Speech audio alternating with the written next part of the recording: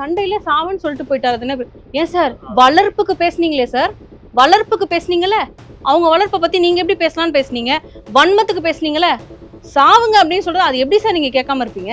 அது எப்படி நீ அடுத்த வீட்டு பிள்ளைய சாவுன்னு சொல்லுவேன்? ஆக்சுவலி பாத்தீங்கன்னா அங்க இருக்கிறதுலயே சைலண்ட் கில்லர்னு பாத்தீங்கன்னா விக்ரம் மட்டும்தான். மண்டே ஒரு பெர்ஃபார்மன்ஸ் போடும், நாமினேஷனுக்கு முன்னால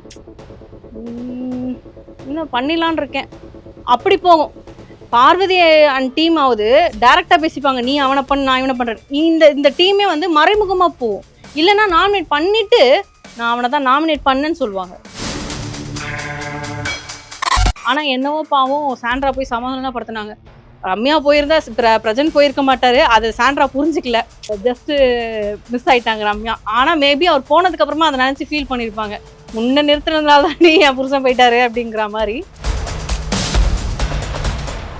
எனக்கு என்ன ஆதிரை மேல ஒரு கோபம் அப்படின்னா, நீங்க வினோத் வந்து எக்ஸ்போஸ் பண்றேன்னு சொல்றீங்க, எஃப்ஜேவை வந்து நீங்க நாமினேஷன்ல மட்டும் தானே எக்ஸ்போஸ் பண்றீங்க. நேத்து ஹோஸ்ட் கேட்டதுனால சொல்றீங்க.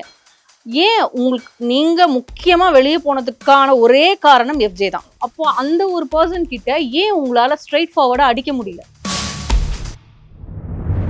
ஆனா பிரசன்ட் வெளில போயிட்டாங்க, பட் ரம்யா டிசர்வ் உள்ள இருக்கிறதுக்கு. இன்னும் போயிடுவாங்க, கன்ஃபார்ம் போயிடுவாங்க. கனியெல்லாம் வந்து கண்ணின்னு சொன்னாங்க வெளியில இன்டர்வியூல.